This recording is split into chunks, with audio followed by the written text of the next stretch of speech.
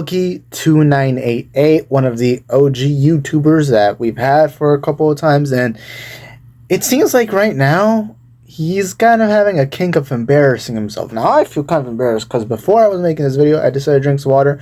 Well, every time I make a video, I always drink water prior because I'm going to be talking for a bit, and so there's that, but got water on my shirt, which I don't actually mind because this is like that kind of fabric they make for sports athletes, you know, when you play, you know, when you're working out, playing soccer or whatever. It's like, I don't even know why I'm talking about that, but I want to talk about Boogie2988 because it feels like he's everywhere. I quit Twitter, and yet I still keep hearing about him all the time. He released a documentary. Anyways, to quickly sum it up, let me show you this clip. I'm sorry, Tommy C. I'm sorry, Daddy Keemstar. I'm sorry, Nicholas Di Fiorio. I don't know how to pronounce him. I'm sorry, Jordy. I'm fucking sorry. It was fucking stupid of me to go on Rich's fucking show and give away the fucking storyline. I'm a fucking attention hog piece of shit. It was fucking stupid. I should have left the moment Muda came on. I'm fucking stupid. And I'm fucking sorry. I understand your decision. I'll hand over any passwords you need, wherever you want. Sorry.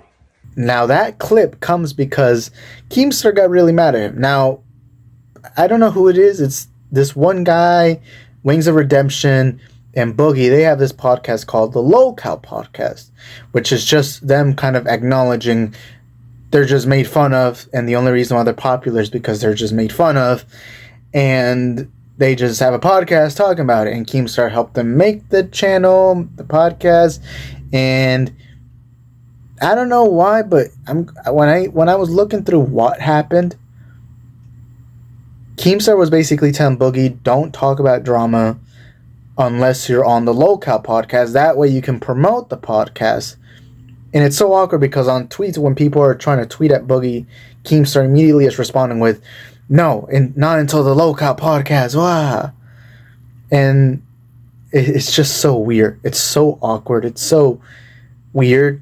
And this clip came because Keemstar got mad at him because he went on, what's his name, Review Tech USA. He went on his channel and started spilling the tea on what happened on the podcast. So he essentially spoiled the podcast. Keemstar got so mad at him that he said, hey, look, you better apologize, you better go on your knees, yada, yada, yada.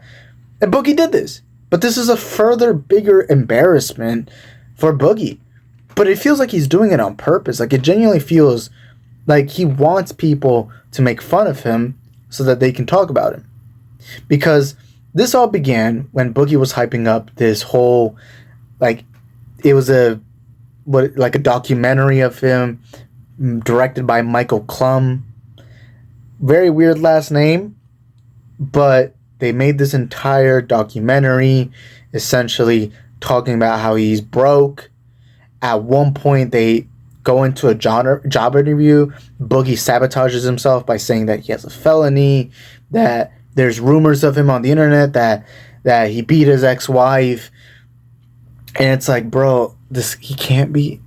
I don't know. And the worst part of it all to me was the part where it shows his girlfriend. Now, his girlfriend's like 20 years old. That's like 1 year younger than me.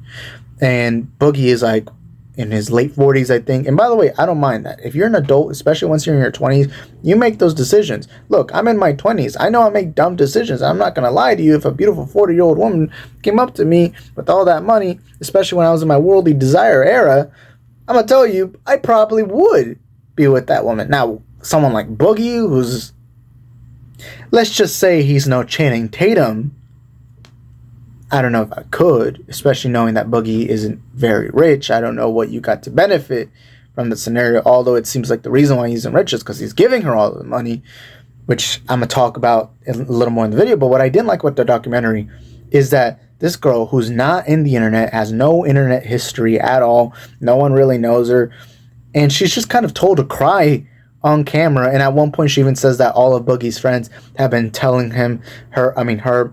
I've been telling her how, you know, he can do better, you're not good enough for him.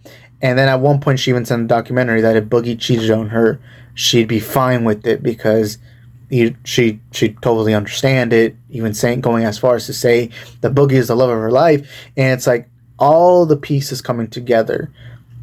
Boogie is just I don't know what to say about this man. Like, there's so much concern, but to see how, because first of all, the Low Cow podcast, and this is only my recommendation, why do you need a channel for it? Because you're going to make that channel popular. They're probably going to break up. They're probably not going to do it. What you should do is you should have one person host the podcast on their channel. Most importantly, live stream it. So that way Boogie doesn't spoil it. Because the thing is, Boogie's always going to spoil it. Which prior to this, by the way, Boogie had this issue of responding to drama, but only through Twitter. Apparently, he doesn't like recording videos, but he also doesn't want to get a job. So it's almost like weird mixture of like, bro, like, I don't know, bro. But Boogie has so many issues. And look, I'm not going to deny it to you. I do feel sympathy for him. I feel bad because I genuinely think this is a man who hates himself more than anyone else hates him. And by the way, I don't hate him at all. I love everyone. So obviously I'm not going to be doing that. But to see how low he's fallen, to see everything that's spiraled out of control, even in the video, one of the weirdest things about that whole documentary was there's this hooker, because he had a hooker addiction at one point, that said that she quit sex work, which is a W, by the way. Every woman watching this that has OnlyFans or any type of sex job at all, quit right now while you can. Pick up your Bible. But she said that she quit sex work because she found it disgusting to be with Boogie. But what I don't like about this whole thing is Boogie constantly, anytime he's questioned about certain things, like why isn't he paying the house, why didn't he pay the house mortgage, why did he overspend on hookers and everything, every time he responds is with either he has some type of mental disorder or he is depressed. And look, I'm going to say this right now, that's all right, but you can't bring it up to other people. Look, I've had my issues, I've had my moments of sadness, I've had my moments of being completely depressed and all that. The thing is, I don't go out telling everyone else, because here's the reality. The world keeps spinning whether you're depressed or not. And when all you do is tell people that you have problems, you come off as a bit of you come off as disingenuous. Because the reality is everyone has problems. I don't mind if Boogie talks about his problems, but what I didn't like is in the documentary, there's a part where he's like, I'm not going to get a job. I'm one of the OG YouTubers. I'm one of the best of the best. And then on top of that, you're having your friends tell her that she's not good enough for him. You somehow made it to where that girl genuinely thinks that you cheating on her would be normal. There's so much out there. But to top it all off worse, like the clip I just showed, you got on your knees like a little dog and you apologized to Keemstar for some. And by the way, why did Keemstar have to set up an account for you? You've had YouTube for decades. Why do you need to set up an account? If you want to have a Low Cow podcast, why don't you just do it on your channel, live stream it, call up Wings of Redemption, call up anyone who's a Low Cow, and do a podcast on your channel. It helps your channel grow, but most importantly, you're monetized. You are monetized. Because what I didn't like about the documentary is it felt like people feel bad for me. But you don't do anything to change it. And this is the truth of the world as a whole. When people complain to me about something in their life, I'm always going to be all ears. I'm always going to be sympathetic. I know I struggle with that part of my life, but I always try to at least hear someone out. I try to be sympathetic. I try to talk to them. But my problem is when all you do is complain, but you're not trying to do something better about it. Like, for example, some people complain. They're like, I hate my job. I'm feeling depressed in my job. And I'm like, hey, maybe find a better job. And if you can't find one, maybe in that job, try to find promotions. Oh, that job's a dead end? That means your life is going to come to a dead end. So go to a better job or something like that. But don't come to me and cry all the time and then not do better. If you are fat, lose weight. And look, I've lost weight too, so I know what it's like to be in that position, and I'm still in that position because I'm still trying to lose some. I don't know, right now I'm getting flashbacks of a picture I just saw yesterday from a video I uploaded back in March of last year, bro.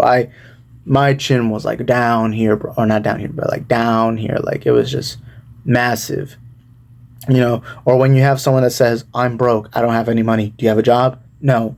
Why are you surprised? The sky is blue. Why is this such a surprise?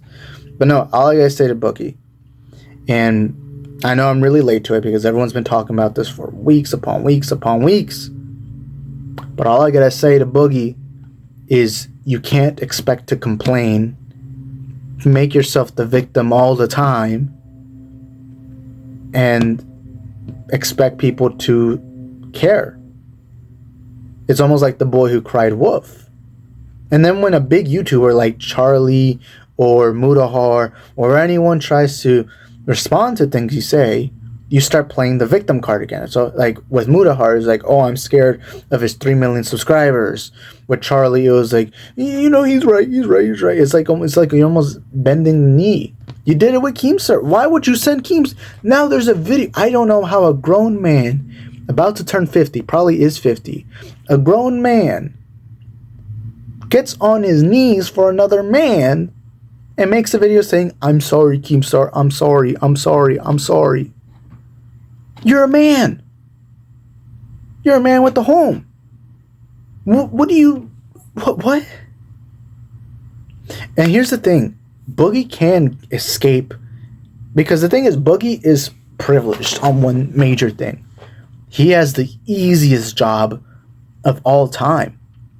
The easiest job ever, which is just sit at home and record yourself and put it on the internet. Honestly, and this is what Boogie should do. Boogie, and this, I know he's been doing this more often now, but what you should do is you should become a streamer. You should become a streamer. Just react to things going around the world. You know, whether it's this new YouTube drama or whatever, give your thoughts on it, which is something that you've done before, so this isn't something new. Maybe have conversations with other YouTubers, especially right now, where a lot of them are criticizing you. Call up Charlie. Getting Moist critical in your video will get you loads of views. Loads of views means major paycheck. You can get Wings of Redemption, do a small little podcast segment, and then hire some dude, or you can do it yourself. It's easy, especially if you're doing YouTube full time. Just hire someone or get yourself to do it. Grab the footage you got. Let's say you live stream 5 hours. Find the parts that you think could make the best videos. Clip those parts. Make them into videos. That is the easiest way to get views nowadays. And the lucky thing about you, Boogie, is you don't have to do a new channel. You're not like me. You're not some small, nobody cares about YouTube channel. You're literally a guy who has a legacy and a reputation on YouTube that a lot of people are aware of. You got a lot of subscribers. And with those subscribers, you got a good amount of them that like you, that care about you, and want to keep watching you. So stop complaining about, I don't have money or whatever. Start making videos. Start making content. And I don't know what to tell you. I don't know. And also, one of the weird things I also found is how much they kept promoting the Low Cow podcast to be where Boogie responds to everything. Boogie, you have your own channel. You should be a man enough to where when something happens, you pick up your camera, record yourself, and put it out there in the world. It is that simple. That's it for the video. Much love to Boogie. I love him. I need him to do better. I love everyone. Love everyone. Because I know right now it's the cool thing to be like, I hate Boogie and all that. Don't get me wrong. Boogie got me frustrated seeing some of the decisions. And I just thought that whole documentary just felt odd. Especially the job interview part. And I don't know, bro. I wish him the very best. I wish him the very best for Boogie and his future endeavors. But you can't complain to nobody and then, or to the whole world, and then do nothing about it, especially when there's so many opportunities in front of you, you know. And I don't believe a lot of the money stuff, because again, you can stream, you're noticeable. You were noticeable enough to where they got you into a boxing ring and paid you for it. Like, take that to your advantage. And look, maybe I don't have the position Boogie's in. I'm only some young 20-year-old dude who has a small YouTube channel. But like, I can't fathom the idea of being some dude who's lazy, you're not trying to work. I mean, all it takes on YouTube is literally 2 hours. Maybe you don't want to live stream, cool. Do regular videos. Don't edit them. You don't have to edit them. If people like you enough, they'll come to watch your content. But it is what it is. Anyways, thank you guys for watching. Hope y'all enjoyed it. Love you guys. I love the real ones out there that continue to support, especially during this time where I've changed my channel. I love you guys. It means completely a lot, and I love making videos, and I'm gonna keep making videos for as long as I can. Follow my Instagram, which will be linked in the description down below. Comment down below what you think. Smash the like button.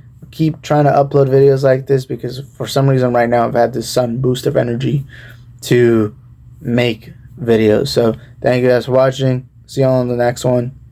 Ciao.